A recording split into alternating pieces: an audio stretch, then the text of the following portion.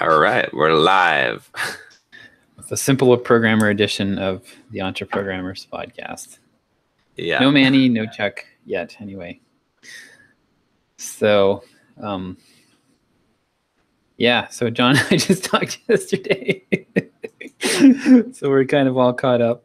Okay, so, one thing I'm working on here, excuse me, I am offering a discount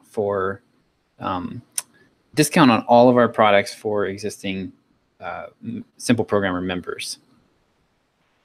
So I found there's a WooCommerce, actually the WooCommerce membership plugin that we already have supports this. So I set up the membership and just added everyone into it, and then you can just set a discount rate and just add products to the membership. So I actually, and it's really slick the way it works. So when you go to when you go to checkout, it says, hey, if you're a member, you get a discount on this. Go here for more information. That's awesome. I love that. So it's going to drive people. Anyone who goes through the checkout process will see a little notice about the membership. I'm setting the discount at 50% right now. So we'll see how that goes. See if it's going to bring in anything new. So right now it looks like I looked at our customer lifetime value average for the members, and it's right up. There's Chuck. It's right around. Hey, Chuck, how's it going? If I ever say I want to be a landscaper out loud, just shoot me. Nice. Oh yeah, you've been landscaping all week, haven't you? Yeah, we've got about doing half of our sod in. Oh man. Yeah, we've got the backyard almost ready to put the sod in. But my wife insisted that we have it delivered yesterday, and I didn't think we were ready, but anyway, so now we have to put it in. Does it come in strips or squares, or how does it? Yeah, it comes in strips. They're about 2 feet by 3 or 4 feet. Okay. And they're freaking heavy. And it's basically 6 inches of dirt, right? Yeah. Held together by grass. I don't know if it's 6 inches, but it's at least 3 inches. And anyway, so the sprinklers are basically together at this point. I'm just replacing sprinkler heads. And yeah, then sorry, I'm like so tired. It's all I've done for the last 2 days, and the day before that I was super sick, and then I was doing it the day before that. So anyway, I got the sprinklers working late last night, finally, just the last piece together. And then how deep are they? Are they just like right under the sod, or are they like 6 or 8 inches down, or? It depends on how you reckon it. So sprinkler heads, like the nice ones, the decent ones, they're about 3 or 4 inches tall. Okay. And so then you stick those into the ground and screw them in. So I've been fiddling with that stuff. And some of the sprinkler heads are fine because they pop up high enough to get above the sod. And some of them I've had to pull up. So anyway, it's been kind of interesting. But yeah, I just go look for the big wet patches because we tilled up the yard and we hit a few of them while we were tilling the yard. So okay. But I have 2 of the lines basically together. So and those are the 2 in the front where the sod's been laid. So I'm just anyway, I'm getting the rest of them together. But it's just a matter of replacing sprinkler heads at this point. So, and then I've got one valve that the valves are electric, right? And so they have 2 wires coming off of them that go onto a solenoid, and the solenoid puts pressure on the valve to turn it on and off. And I have one valve that I have no idea which wire in the box is supposed to connect to. So I'm going to run all the rest of them. I'm pretty sure I know which line it is. So I'm just gonna run all the rest of them, and then I'll probably tell the sprinkler box to turn that one on, and then I'll just start, because I know where ground is. Just start licking your fingers and basically just start sticking it to the different wires. Oh, that's the one. But yeah, so my mom and sister and my father-in-law and my brother-in-law and his dad all came over and helped us level out part of the yard and put sod down. So that's been good. So the front yard is basically in. The lawn along both sides of the house is basically in. It's just the backyard. But the backyard was the worst. So nice. How many? What's your acreage? Or we're on. This is like remember. Man. This is the Blair Witch edition. Yeah. Well, we're on about a fifth of an acre, I think. Okay. All right. So it's not too terribly big, but it's not. So anyway, so we're going to go level out the yard. It'll probably take us a couple more hours, and then put the sod down, and that'll probably take us a couple more hours. I think I'm actually going to post on Facebook and see if I can get some of the neighbor kids to come over and help. Oh, nice. Because if we can get a couple more sets of hands to come over and move dirt and stuff, we should be able to cut the time that it takes us in half. So anyway, so that's been that. And then I've been trying to get feed wrench or pod wrench, sorry, the rest of the way done so that it'll serve up RSS feeds and start tracking analytics. And I'll probably wind up doing a bit of that while I'm at Podcast Movement next week. So cool. Are you going to talk to anybody about the try to? I probably will. Probably just show them what I've got and see where people are at. So it's pretty sweet. Yeah. Hey, Manny's joining from India. Oh yeah, that's right. That's where he is. That why it's so dark? Oh, he's muted though. Sorry, I've been muted, or I am muted right now. Oh shit, there's fireworks going on in the background. It's like 9:40 p.m. here. Okay, nice. How long are you there for? On, guys? Huh? I'm leaving. How long are morning, you? Actually. Oh, okay, okay. Flying back to San Diego tomorrow. Okay. Yeah. That's probably a pretty good flight, I would imagine. What do you mean? As in long. Oh yeah, shit, man. Like 24 plus hours total time. Oh man. Like flight plus like the remaining time. It's just ridiculous. Yeah, it's a lot. Wow. Yeah. It's always like 24 is a minimum. So that's nice. Crazy. So where in India are you? I'm in Jaipur, so it's up north by Delhi. It's a big tourist destination as well. It's a lot of old forts and palaces and all that stuff. That's where my parents are, so that's where I go. Awesome. I'm trying to find my headset so that you guys. Shit, can't find it. Can't find. Hey guys, carry on then. I'm gonna find my headset before I come Alrighty. again. Okay. All right. Yeah. But anyway, so I was talking about pod wrench. So if I can get the rest of this together, it'll serve up feeds and track downloads, and it'll also set things up so that I don't have to do any funky stuff with Google Drive to get files to Eric anymore. Okay. We'll just upload them to Podwrench, and then he can download them and then upload the final versions, and it'll all go to the right place and set up the feed and the whole 9 yards. So you won't need like Libsyn or anything anymore, right? You'll just... So the way that it works right now is if you upload the finalized file, it puts it in it uses FTP to put it where it's supposed to go. So you'd still use libsyn okay. or whatever to store the files. I gotcha. But it would do all the tracking for you.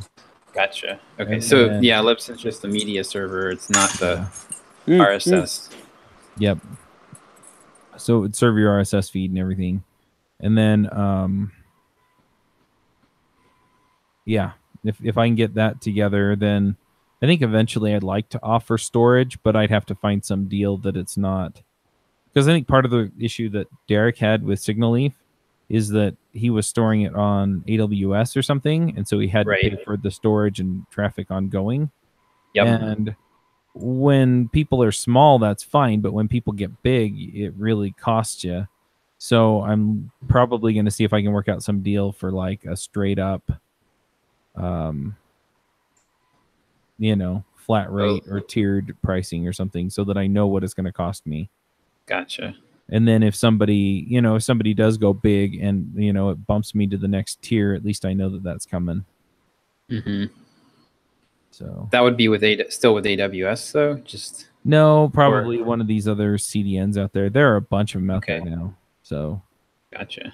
or find something that's straight, that charges only for storage, right? And all the data is free or something like that, so that it's a predictable model.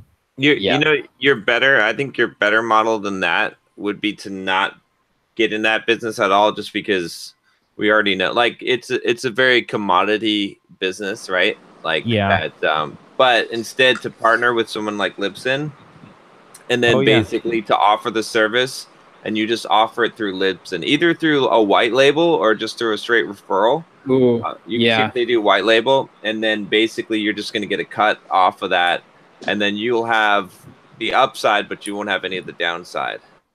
That's true. Yeah, and not only that, you will have your marketing done for you in some ways, because you get a built-in user base rather than competing with that established big players. Yeah, that makes sense. It also makes sense then that I could actually offload to a certain degree not just the hosting, but also the analytics. And not only that, it's like good to have an MVP that's not bloated, right? Yeah. So as little as possible rather than as much as possible to get it to work. The other thing is that I could also make this, integrate with other hosting platforms like Blueberry and stuff. That's true. Right. Exactly. And so then it's like, hey, look, pick your poison. They're going to do the analytics, and then we're going to do the marketing and content scheduling, things like that. Yep. And then we have an offering that's separate from that. And then if you have your own thing where you're uploading it to some other file storage through FTP, because I know a few people do that, then I already have that working. But that doesn't sound like the kind of professional podcasters you would go after, right? Maybe. I don't know. I mean, I'm using it at my level. Fair. So, I could go after people at that level, but yeah, I mean, for the most part, it'd be that kind of thing. And I think really the thing that would make the most money, I mean, I think there's a business here as far as just, providing a software as a service that does this stuff. But I think the real money would be in saying, hey, you have a small audience. I have 6 other podcasts that have a small audience, but together you make a big enough audience for me to go and market. Yeah. And then taking a cut of that. So. You're in a position to get both, which is pretty sweet. Yeah. But yeah, I like the idea, and I know Rob Walsh over at Libsyn, and I've talked to a couple people at Blueberry, so I could probably work with them and then just use their services for the analytics. Yeah. The problem is that I don't trust Blueberry's analytics anymore. Yeah. So I'd have to figure that out. The analytics may be something that you would want to keep, because that gives you some good lock-in. Yeah, that's true. Because that's and that's related to the sponsor.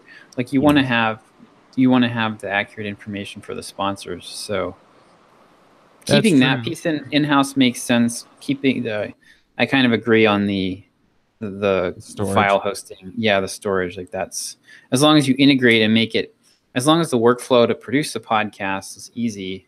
Yeah. Doesn't really Well, matter where the Yeah, because the file workflow is essentially you upload the file, it connects via FTP, which is what both Blueberry and Libsyn use for their file store. Mhm. So you just upload the file to our system, and it turns around and pushes it through FTP over. I've got it working. I've been playing with it for the last, or on Monday I was playing with it. So yeah, then I could get all that hooked in, and basically, yeah. And then if people want to run with Libsyn's analytics for, to check on mine or vice versa, then they can.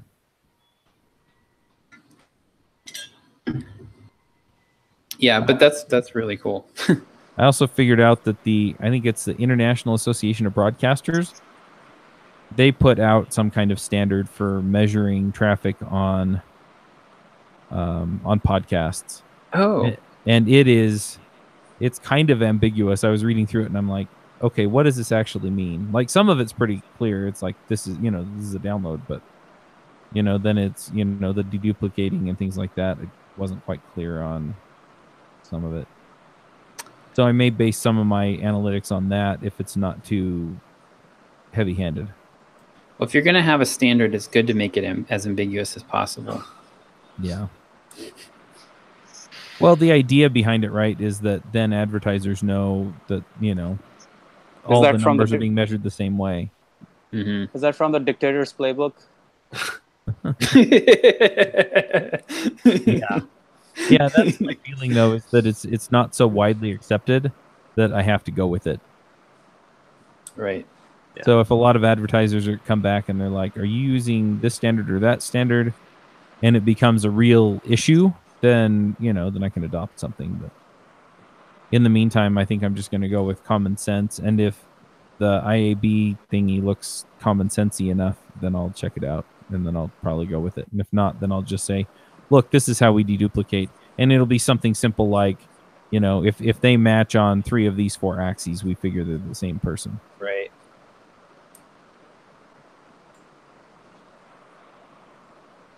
So, Any of you Anyway. guys use Mac? yeah, I'm on a Mac. Yeah, me too. Not My MacBook just died on me. Oh, while I'm no. in India. That never happens, man. What are you talking Buy about? the old model.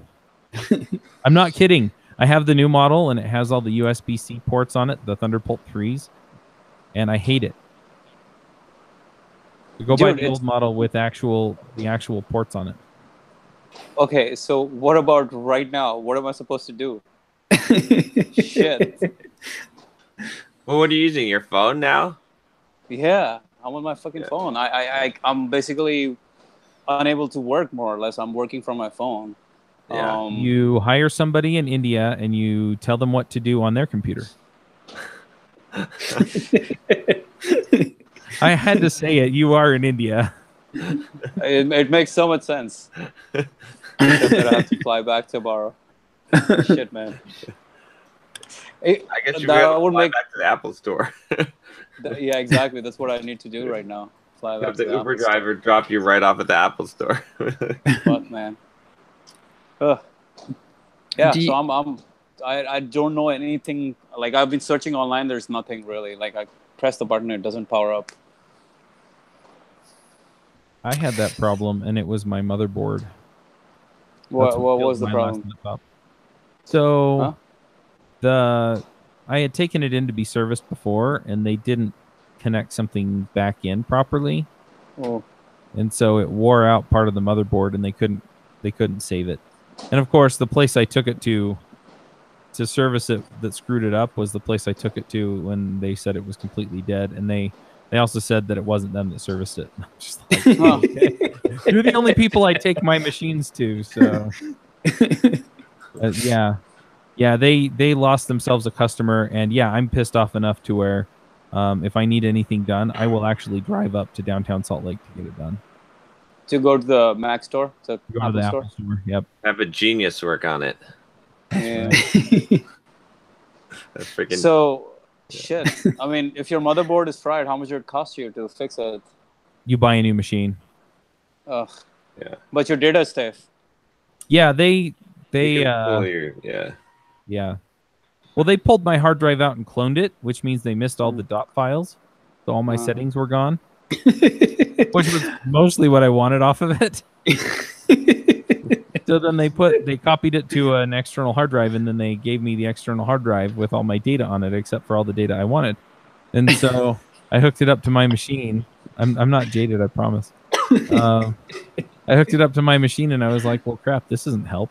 So now I have a really nice external drive, and the old drive they put it back in my old MacBook Pro. So eventually I'm going to crack it open and find an enclosure I can put it in, but I'm just like, can you just put the old hard drive in an enclosure? Oh, no, we don't do that.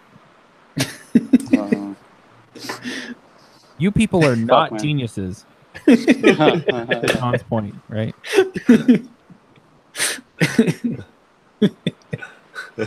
I'm getting nervous just thinking about this shit. Like, how old is it? It's 2015, so 3 years.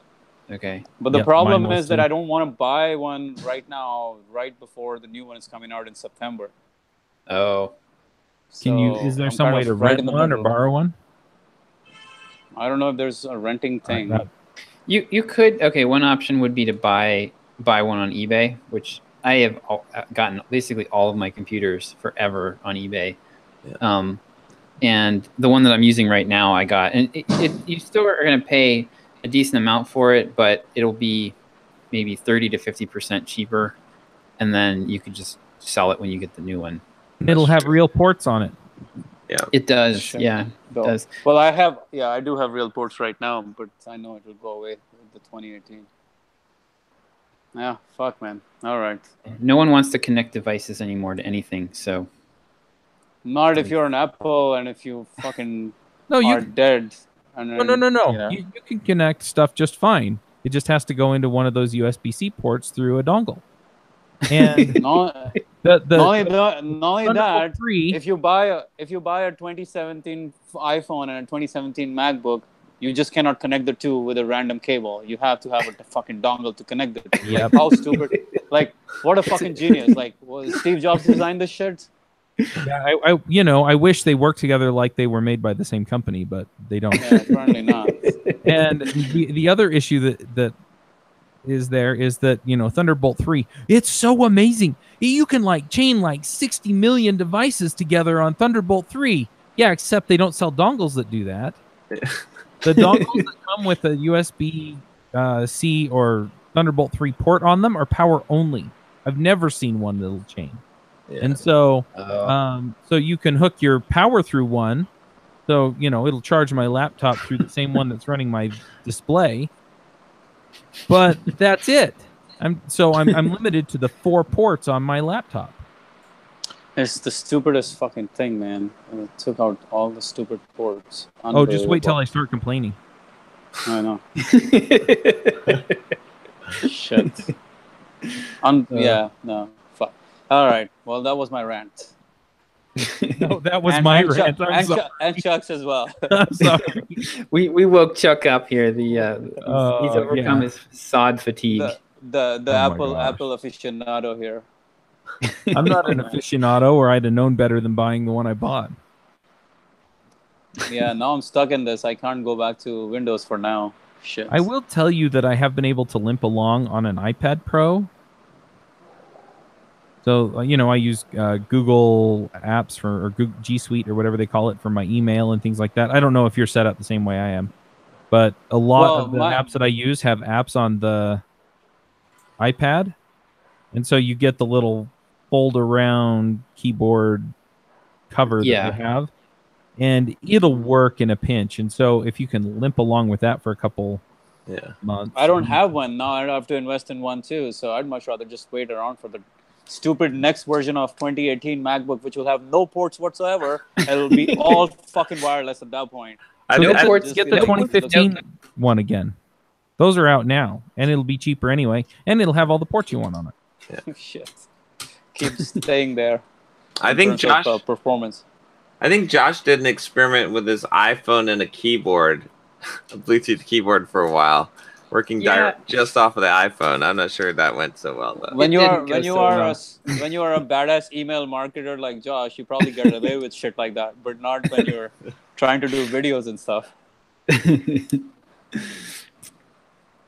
Yeah, I mean it's you can write a few things, but it's really painful to have to even to copy and paste, like even to put something into Drip is pretty painful. So Yeah, and the Not- screen yeah, size yeah. just doesn't.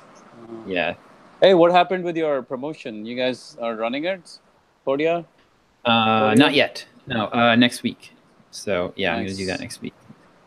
Yeah, so that what I'm gonna do with that is stick it on the end of the blogging workbook. Or we have the blogging course. Yeah. So I'm just gonna stick it on the end of that and make it evergreen afterwards. But this one is gonna be a full promotion. It's gonna be sort of it's gonna be 3 emails. So like 2 days, 3 emails. So not a huge push, but because I think it's gonna be a fairly limited appeal. But they helped me out a ton. Part of the reason I'm doing it is because they helped me out a ton to get all my content migrated and set up. And I had mentioned that we'd give it a shot with our audience, promote it, and see if people would respond. So we do. I mean, we do Nice. like with Bluehost. With Bluehost, we do with that blogging workbook or that blogging course. We do about $2,000 a month in commissions, pretty Yeah. consistently. So, and I think a lot of the people going through that course would consider Podia. So, Yeah. That's like new hosting or repeat hosting that you get commission on. Bluehost, it's new signups. Nice. That's a lot. So, yeah. How much do you get yeah. per sign up? $100? John, is it $50 or 100? For Bluehost, Yeah. I think it's 125 now is what we got. Oh, okay. We're almost at the highest. Hold on. So did you just sign up through their affiliate link, or you guys did some other deal with them? I think John signed up, and then we've negotiated with them a couple times to get it up. Get Yeah. the rate up. Really? Is that how it works? Okay. So after you Yeah, have a certain there's- number of sales, you kind of Yeah, say, they I want to want see that a deal. certain volume. Yeah, they actually had reached out to us at one point to try to get us to do more, and I was like, look, and I know it looks like we're doing a lot, and they're like, oh, you could do so much more. I'm like, I don't think we can really, because it was like they were getting all the good stuff already from the blogging course, Yeah. blogging email course, and we did it. We did a bunch of experiments with like banner ads and other other promotions, and none of them did anything. Yeah, it was like, Yeah, because you're basically going after the target right away. So everything else is just not simple programmer audience, but Exactly. blogger audience. Yeah. yeah, exactly. The thing is, like at that point, you found people that are digging ditches and you're selling them shovels. So Yes. right, that just trying Yeah. to sell shovels on the front page doesn't work too well. Buy this Yeah. shovel. Like, Right. Yeah. Yeah, buy the shovel when they're trying to go to the grocery store. Yeah. not really. Right. Yeah. Yeah. So, yeah. But like if we do building a business course or something like that, then having you need a website for a business. So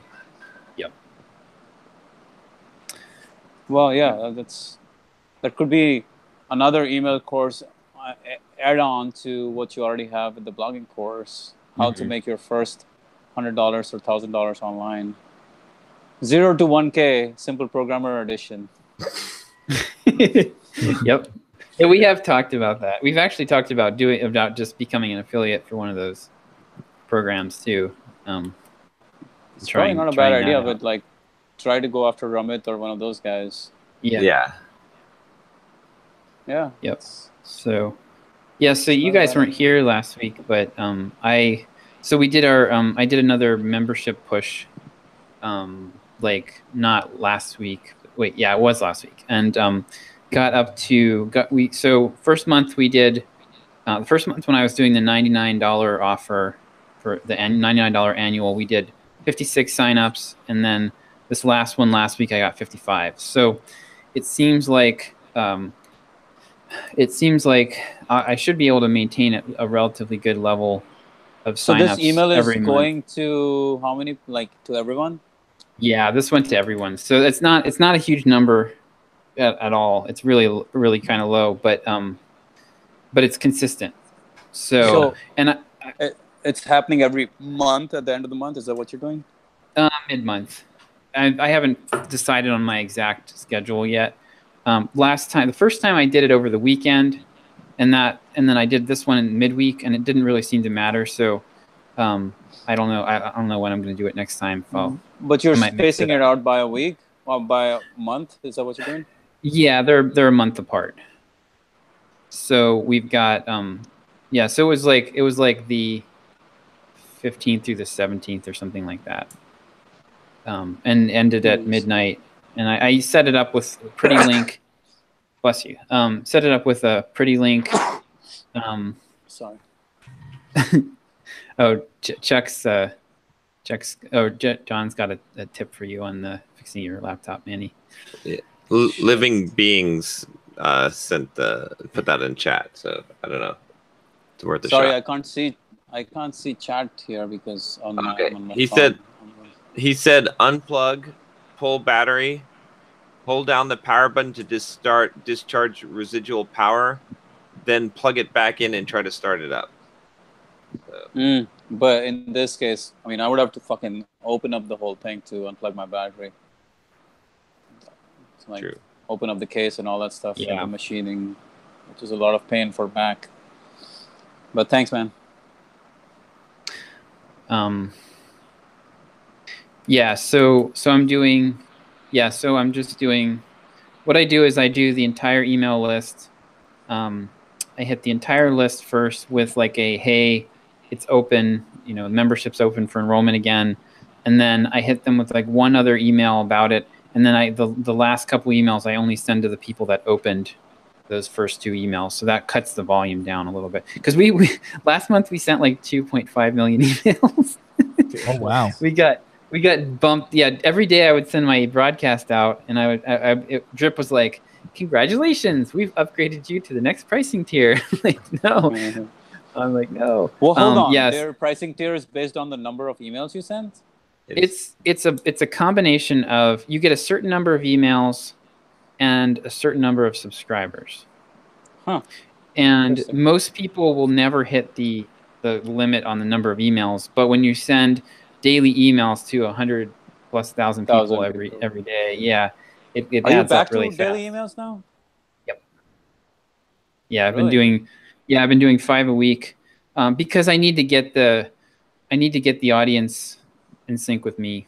I need to get them familiar with me and knowing who I am. And are you sending separate emails to your emails to your Sublime list and to this list, or is it the same now?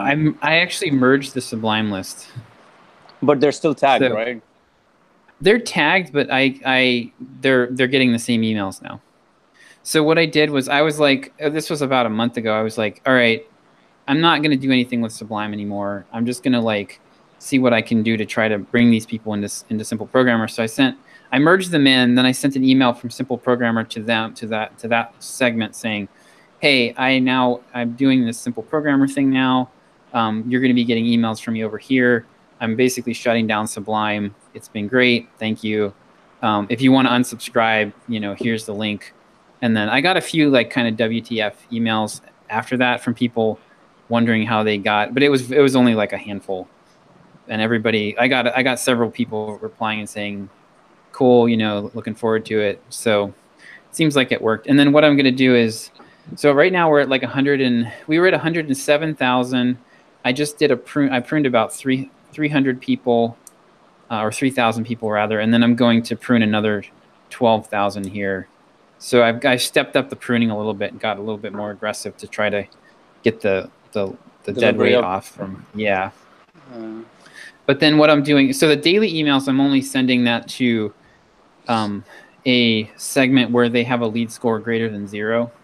So they've opened an email recently, done something, so they're awake.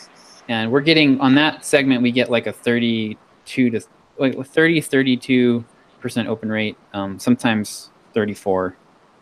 And then like the list as a whole, when I blast the whole list, I get like around 15 to 17%.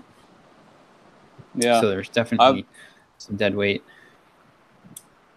Yeah, that I've been struggling with email open rates as well. Last couple of my emails went to promotions again. It's like I'm constantly fighting between promotions and updates now, which is it's fucked up.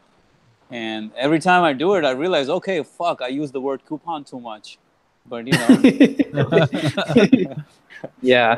After the fact, the realization is not really useful, right? Right. So the first one that went to promotion was a giveaway, and I'm assuming a giveaway is a very like spammy, triggery word. Okay. So it's like, yeah.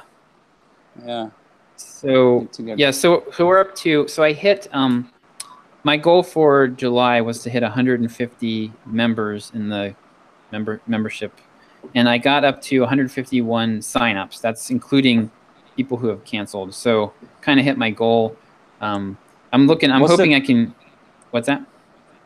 No, keep on. Okay. Yeah, I'm looking to add. I'm hoping I can add like 40 to 50 a month, just steadily ongoing here. What's the cancellation rate? Right now it's around 10%. So I'm offering. Okay. So on a annual membership, on a monthly membership, the average is 90 days. That's like. So just across multiple different types of memberships. So you figure, so 10% on an annual is actually pretty good if you're looking at it from that 10% on annual. So they're basically getting it in their 30-day money back guarantee period or whatever it is. Exactly. Yeah. That's what I consider to be a cancellation. So like a refund. So I give them a 30-day window, and then after that, I'm not going to do any more refunds. What does your copywriting school or whatever that thing is? What are their guidelines? Like, what do they say about what's the membership retention rate usually for things like annual things? I am actually meeting with Kevin today, so I'll ask him that. But I don't know. Their program is $1,000 a year. Ours is $100. They're doing really well. But I've heard so on annual, I've heard the 40 to 60% renewal is average. So so half the people will cancel, half will continue. Okay. But I'm basically, this part right now is the absolute hardest part because I don't have much there. I'm building it as I go, right? So basically, I've been selling it as join this community. And when you only have that's hard to do when there's only a handful of people in the community. So far, the cancellations, so far I've gotten less cancellations from this. I've only gotten one cancellation from this last membership drive. The one previous, I got maybe 5 or 10, or probably like 5, but they were like, people were like, yeah, there's really just not as much going on here as I was hoping. I'm kind of disappointed. There's not as many posts, not as many members as I was hoping. So that problem will go away as it gets, I just have to get the momentum going. So it's definitely picking up some pretty good steam because we have, so I've got 135 people registered on this forum, and currently we have 107 threads going and 637 messages. And I only created this about 4 weeks ago. So it's been, so we've been getting like this last week, we've been averaging around 25 posts a day, which if you've got, you figure you've only got 135 registered members, like it's pretty active. So I figure I probably need to get to like 200 or 300 members before it'll really, before it will really get active. Just today, I figured out how to offer. I'm offering a 50% discount across the board on all of our products to annual members. So, dude, I sent you that. I sent you that ConvertBox thing. That might be interesting to look at. Oh yeah, I should take another look at that. But because what it allows you to do is. Go ahead. Sorry. What it allows you to do is put that offer inside the membership area, like pop it up inside the membership area when people sign up or when they do specific things. So it's Okay. only visible when they're actually engaged with your product, Okay. right? So when they, not like when you're sending an email, but when they're in there, that's when they get the offer. And you can basically tune the offer to whatever you want. And that way you can, do all sorts of magical like targeting and like who should get it, after how many logins should they get it, after how many days of use should they get it, all that stuff. Okay. That would be, yeah, I'll have to take a look at that. That would be pretty cool. I'm gonna, so right now what I've got it set up to do is when they, sorry, I'm just searching in my email for your email, so I don't forget about it. But I have it set up. So I'm creating an onboarding sequence, an email sequence for when people sign up. So right now the third email they get is going to be about this discount, and it's good and with WooCommerce it's great. So I already have a product in WooCommerce that's the membership. I set up this. It's called a membership. I set up a membership that gives you this lifetime discount to all the products, and as long as your subscription is active for the main product, you have access to, and it'll show, like when you log into the store, it just shows the discounted prices right there. So it's not like a coupon that they have to enter or anything. I would give them some sort of urgency. Yeah. I mean, so I'm also going to do, I'm going to do that as well. Part of this is just a retention play. So it's like, as long as you stay active, and you'll have access to this. If you cancel, you lose access to this. So it's so that's part of it. What I'm also doing is I'm going to be doing some. I was talking to. Do you know Jonathan Stark? He's a he helps. Yeah, you know him, Chuck, right? Yeah. So he has a book called The Freelancer's Roadmap, and what I'm going to do is I'm going to be finding people that have products like this and doing like AppSumo type deals where you can buy the product for $30 or whatever, or if you're a member, you get it for free. So we're going to kind of simultaneously do a product sale and push people into the membership. And they'll have access, people that join will have access to it. But how will you pay? How will you pay the other guy? I'm going to split the front end sales with him. Front end sales of the of his membership. Book. No, of his book. So I'm going to do a big promotion. This is going to probably be after our productivity deal. So maybe sometime in late August or early September. 3-day promotion. You can buy. I'm going to list his book in our store as a product, and do a sale on it just like we would do any other product that we have. And then you can either buy the book, or we'll give you the choice to sign up for the membership, and you'll essentially get it included in the membership. And then, so I'm gonna do these like several, maybe twice a quarter. So that'll be another. I think that something like that has a chance of pushing 100 or 200 memberships versus the 50. Like the way that I'm doing it right now is the hardest possible way because I'm just selling the community. You're just selling urgency. Yeah. Yes. And there's really no content. There's not like any exclusive content or anything. Up until this point, there have been no additional benefits above and beyond the community. So that's like the hardest possible way to do it. And it's been working to some extent. So, but yeah, so this way, like if this model works, I'm going to try it with Jonathan. If it works out, it gives us a way to essentially buy content for our members, make some money on the front end with it, and pay the partner with that money, and just start to build a content library these are like, this is going to be a one-time only deal. Like Jonathan probably not going to let me sell it again. So it probably will be the only chance that people will actually get to buy it at this price. So it should, should do fairly well. Oh, interesting. But yeah, I need to try a few different ways to get people in. The other thing that I'm I'm working with Jason Humphrey, who's one of the other Entreprogrammer groups. We're putting together a couple of courses that we're going to test pilot.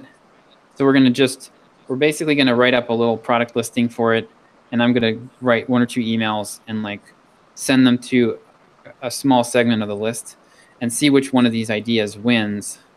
And then if we'll refund everybody on the one that we're not going to fulfill on right away. But so with these courses, they're going to be basically going to be driven through the membership site. So one of them is to take John's 10 steps product, 10 steps to learn anything quickly, and teach it over 21 days, where we're walking people through the process, and they pick out a topic, and they all work on putting their learning plan together, and they do all the steps together, and it's all going to be in the forum.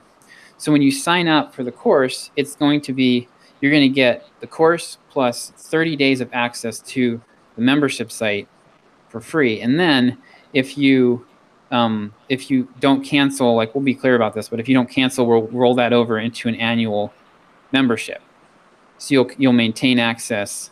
You'll get charged after the fact for the full membership for the year. You'll get to keep access to the forums and all the stuff that you did in the forums. And so that's another way that I'm looking to use an event, basically, to try to drive a big spike. And then the advantage of doing that is that you've got people that are engaging, since they're all going through the course together, and the community is the hub for that. Then everybody's getting in the habit of using the community. So, have you heard of Stu McLaurin? It's familiar. Yeah, remind me.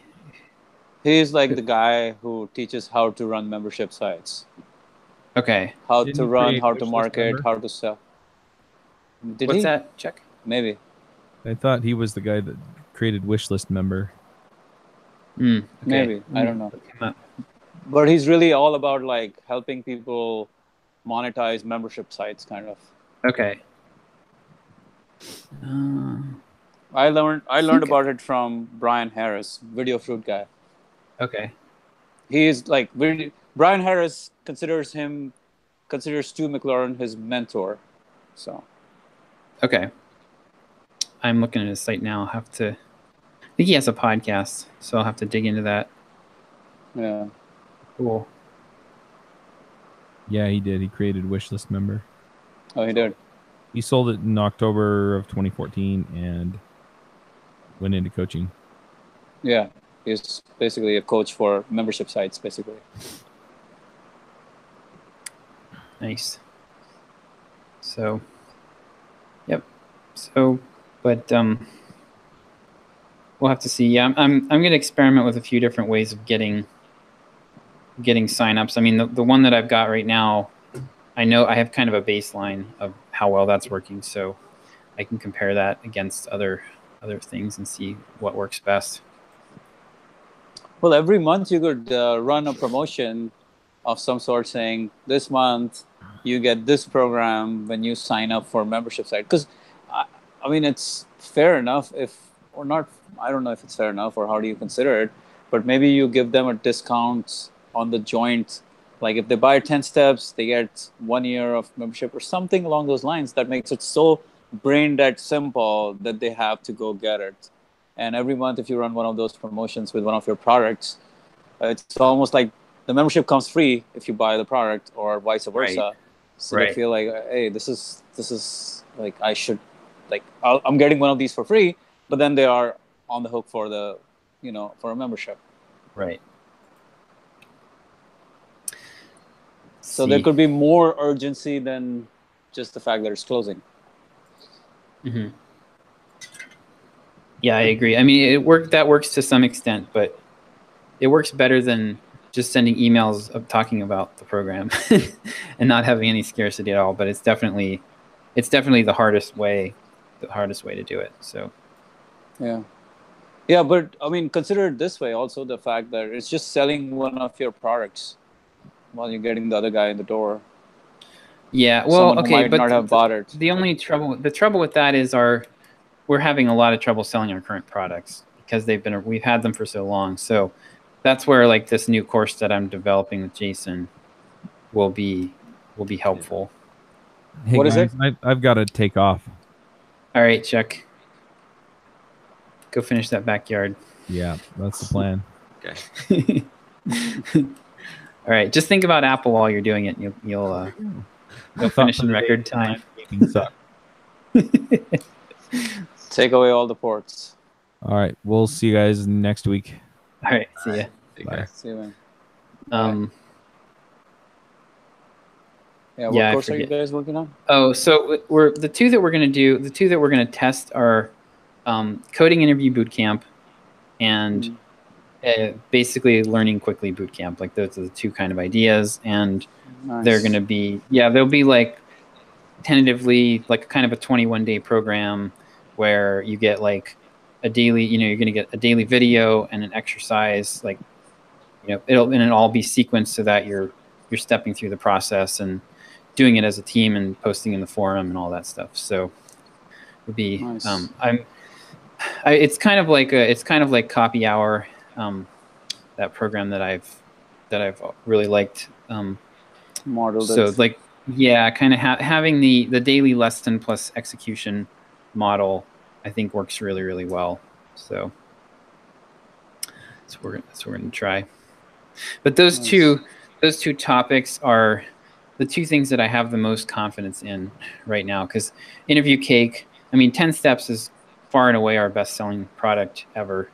And then Interview Cake was our best affiliate product by far. So between those two topics, I think we should be able to find something that we can work with. 10-step, the learning one would be nice too, because we can kind of piggyback off John. We're going to be piggybacking off of John's system and teaching John's system. It won't be John doing it, but one thing I've been doing a lot in the emails that seems to be working is like talking about working with John. So I'm kind of like, because John, I've known John for what, like 7 or 8 years now, I think, which is kind of crazy. But so we worked a lot together. So I can kind of bring a lot. I can borrow from his credibility.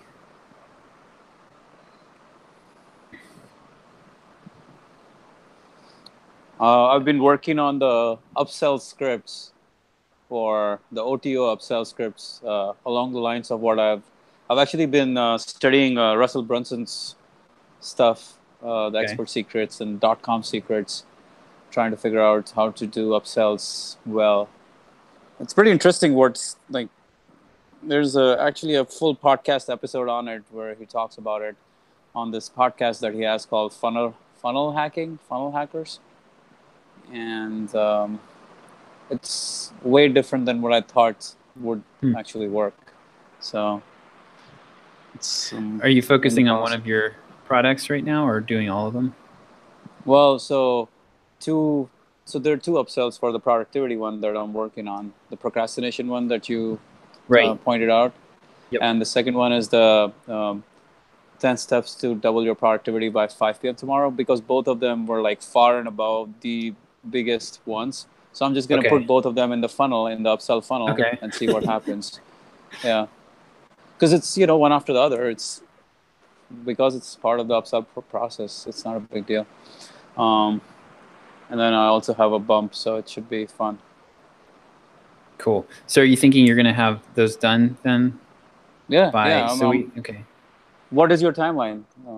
So we have that set for the week. So August 7th through 9th is what we were thinking. Yep. We should be good for that, for sure. Okay. I already have most of it done here. So I'm actually trying to get it done with Focus at Will even before then. So hopefully we'll have a flush of that whole process. But yeah, that's good. That's perfect. Okay. Excellent. Yeah. So we'll do that. And that'll be fun. Yeah. I'm definitely gonna have to write the emails over. So it was funny because when we did the interview cake promotion, John, we had a bunch of people going, "Yay, John's back!" And I'm like, "Oh, I'm sorry." Oh. Like, oh, Fuck. no, sorry. Canned emails from last September. Oh shit! Like, Oh yeah, literally, people replied back saying, "Hey, John's back." Yeah. Oh man. It was close enough to me switching over to using my name that it wasn't like, probably in 3 months that will be like, ugh, super jarring for people, and I probably won't do that anymore. But it was just like, let's just try it. Yeah. And the main thing I wanted to gauge was like compare the response rate to what we had before. Yeah, that's a tough See one. if that, yeah. But Did you listen to the Dan Fagella interview? I did. Yes, I did. So the main, I mean, that was pretty much what he did was pretty much what we've been thinking about doing, and what John and I have been talking about. The main thing that I got, the biggest thing that I got that was a takeaway was that he set all of his deals up to be no ongoing commitment. Yeah. Mm-hmm. So he was just paying people a flat rate to do the courses. So I'm shooting. That's actually what so when I was talking to Jonathan Stark, I was I was lobbying for just paying him a licensing fee up front, flat licensing fee, and then we could do what we wanted, the product. But he didn't go for that. So we came up with another option. But yeah, the difficulty, the trouble I'm having is that in our unique little corner of the software development world, there aren't a whole lot of real experts on this stuff, which is part of the reason why people were so eager to when they found John.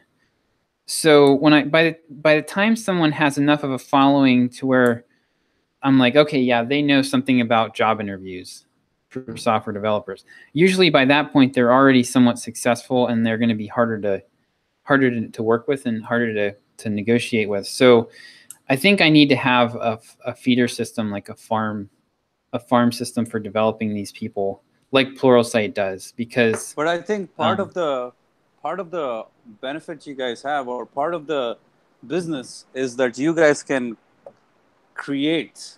What I mean by that is you can anoint people as, hey, look at this guy that we found who is an expert at blah blah blah. Yeah. Well, we just have to find those people before they make it on their own.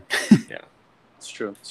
So, but it's almost like part of us are like, we're in the business of trust. So if you find those people, you're selling the trust along with it. We're the kingmakers. Yes. Yeah. When for real. Well, the part of the difficulty right now is that I'm trying to establish that for myself with the audience. So for me to go like pick somebody who's not well known at this point isn't really going to mean much. But 6 months from now, that'll be a different story. Well, did you get John to anoint you as the king when you guys did this whole transition thing? Yeah, not really. So, which in hindsight would have been, well, because it didn't unfold. Like, we didn't really plan it out. I was initially planning to continue to use John's name on stuff for a while, but then his YouTube video went in our email newsletter, and it was like we didn't really plan it out, so it just sort of happened, and wasn't ideal, but. So the next time when Josh, you decide to leave Simple Programmer, you know exactly how to do. I do everything going forward.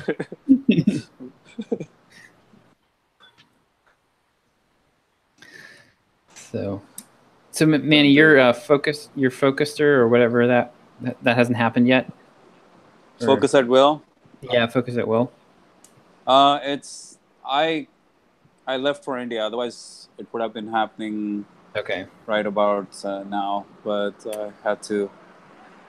Also, okay, so there are a couple of things. Also, I didn't realize how low the bar was. So I was like bitching about how this guy totally fucked it up by selling only $3,000 worth of products on an email to 200, 300, whatever thousand people and 18,000 clicks and all that stuff. I was like, man, what the fuck is this shit? Like, they probably don't want to do any more of this, blah, blah, blah, blah. So I was kind of depressed about it. And then I come back to find out. I hadn't heard about this, actually. I don't think we talked about it. Okay, so there's this guy called Jeff Sanders who runs this. Oh, shit, I should have not talked about that. Well, I try not to take names, but now that it's here. He has a productivity course, and I think it's a really bad sales page. In my opinion, it is a terrible sales page, but so Focus at Will guys did a promotion for him because he drove like $1,000 worth of revenue for them. So they're like, all right, in terms of affiliate sales. So they did a promotion for him. They mailed it out to their list of 300,000 with around 18,000 clicks in the first 2 days and 20,000 clicks, I think, total. 20,000 clicks. And they made $3,000 in revenue, not like profit. Total, not commission, total but sales. total sales. Total sales. Right? Man. So when I heard that, I was crushed. I was like, shit. Like with something like this, they will probably never want to do a info product sale again. Like, this sounds so bad, right? 20,000 clicks, $3,000 is like 10. It's like 10 cents a click is more or less what they're getting. Yeah. At this point, right? So I was like, shit, man. This is so fucked. So I didn't really give much. Like, I was kind of disappointed with the whole thing. But then the guy who's the affiliate manager, I was talking to him again, and he's like, "Oh no, that was good, man. At least we made some money. We're not making any money off our emails." I'm like, "Oh my god, right. This is unbelievable. This is for real." Like their email marketing, because these guys don't really do any kind of aggressive email marketing, so any money they make is like exciting for them. Cool. So okay, I thought that you'd already done one with somebody, and it didn't do as well as you'd hoped, but. Sounds like no. No, it wasn't mine. It was someone else's. Yeah, gotcha. Mine hasn't gone through with them yet. Okay. So mine will go through in the next couple of weeks now. Is it just one email they're sending? Yeah, that's what they're saying right now. But that's what John and I were talking about, the idea that we should get you to convince them that they need to send more than just one email. Yeah. Yeah. I mean, if they would send at least two, just do it and make it a 24-hour deal and do two of them, that would probably double the sales. Yeah. Yeah, that's what I was thinking too. If you can do it once and get some credibility with them, then I mean that's a tough. Yeah, it's a tough. I mean, I would love for them to do more, but if all we do is one, and with the right urgency and with the right timing and all that stuff, I think we'd still get, so let's say 5 emails do 100%. So with one email, maybe we can still get 20%. And that could still show them that, hey, with 5 emails, we could still do 100% or more. Mm-hmm. Right? Yeah. So. Yeah. A lot of people are uncomfortable with that at first, but. That's fine. Yep. Yeah, exactly. So it's fine. Like maybe they don't believe it's going to be as useful right away. But if we get one to convert at a good enough EPC, we know that now we can convert it again. They actually freaking peddle this thing called Optimind, which is like brain supplements and stuff, which their list really hates. That's what I've heard. Like they say, hey, why are you selling shit like this? So apparently they're, it's interesting how it's working out with them. So yeah, that's gonna happen in the next couple of weeks. I'm trying to get them a few more. I'm gonna try and get them to make $1,000 in revenue for them as well. That's not a big deal, but that should open the door even more for the promote to happen. Yeah. Mm-hmm.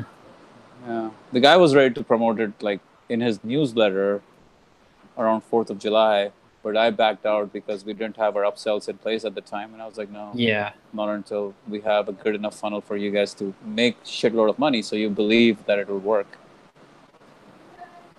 Yeah, an exclusive or a non or a dedicated email is always going to be better anyway. Yeah. So yeah, just a plug in the newsletter wouldn't be worth it. Like, yeah, I mean, at this point, I have to let them remember, their bar is so low that if they think with the newsletter they get a couple of thousand, they might think, hey, this is actually working. Yeah, Remember? yeah, it's still better. You got to go for the thing that you know Yeah. is going to be successful, because it could also bomb in the newsletter, Yeah. right? But you know, if you send a dedicated email, it won't bomb. So Yeah. Yeah. By the I way, gotta- I'm going to, huh? I was just saying, I got to jump off here in a second. I got to email, or I got to call in 5 minutes. But All right. Yeah, I guess I got to jump out too. I'm here at 10:45 p.m. India time, and I have a flight to catch tomorrow. But I'm going to traffic and I'm going to War Room on Monday and Tuesday. with Oh, yeah. Miles. nice. That should be exciting. Where is that? Is that in Redondo Beach? Newport. Newport. Okay, yeah. Cool. Thoughts? I know what I'm going to say. So try to make it short. Basically, so this week I was negotiating with Jonathan Stark, trying to figure out like how we can get this product. I can get this product and offer it to our members. And I was like, he emailed me. I made him an offer. He emailed me back, and basically like I thought he was trying to like price anchor me by throwing out really big numbers. So I was really tempted to like counter, and I was like, all right, no, I'm just gonna ask him a question. So I asked like, all right, well, why is this an issue for you? And the reply, he gave me two reasons in response that were totally different than what I was expecting, and money was not even an issue for him really. So by doing that, I was able to come up with another way of handling it that addressed his concerns, and will probably make both of us more money than what we had originally planned on. So I think like in negotiation, like recently read Never Split the Difference, and that was like looking to get more information about from the person that you're negotiating with, rather than just like sort of like stepping up belly up to the bar and like starting to slug it out over price, which is what everybody's instinct is. If you dig around, ask questions, you can find information that will able to make you to make a much better deal for everybody. I have an idea for your membership site. A Okay. built-in book club. Ooh, I like that. I like that a lot. Yep. With stuff like this, with Never Split the Difference, Yep. or how to win Right. friends and influence people. Yep, Yeah, like it a could happen. reading club. Yeah, have a forum, like one of the forums in there be book club. Yeah, that'd be cool. Yep, I like it. If Making you a need note. someone to orchestrate it, let's talk about it. If you need Right. if you need someone to sell their summaries to them, that's also possible.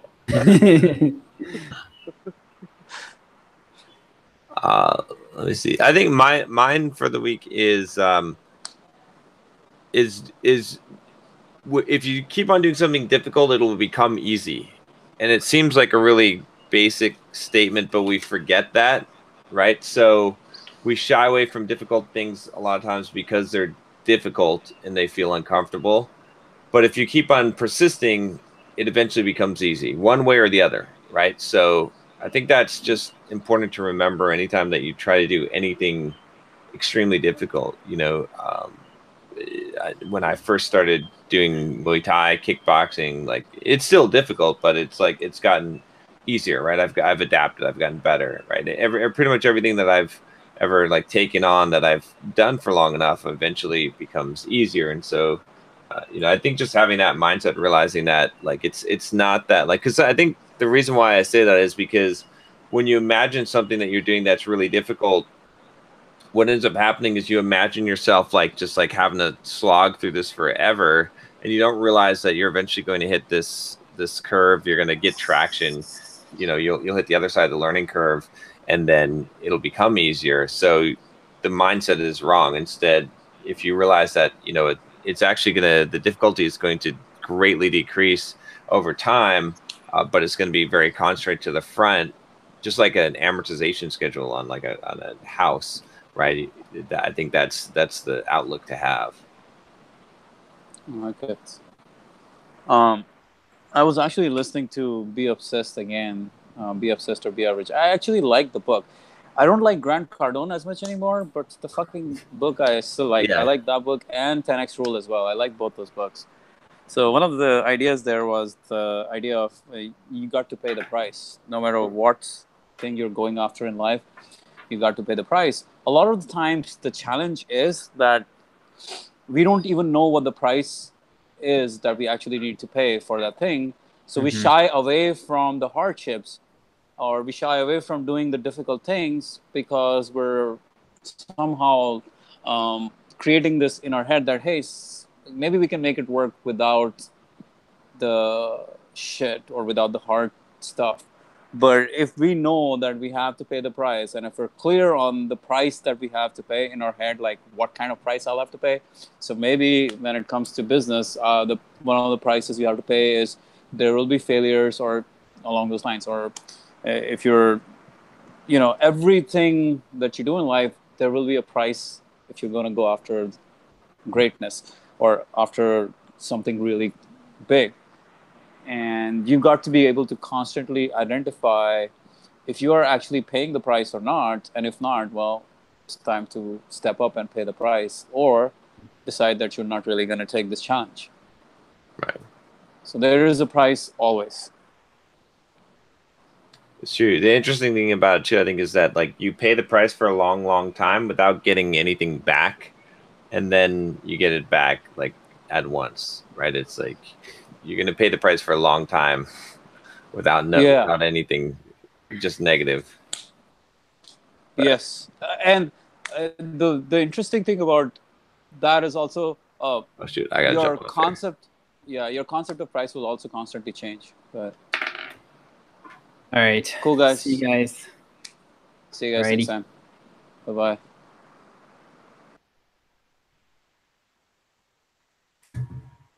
Hello, it's John.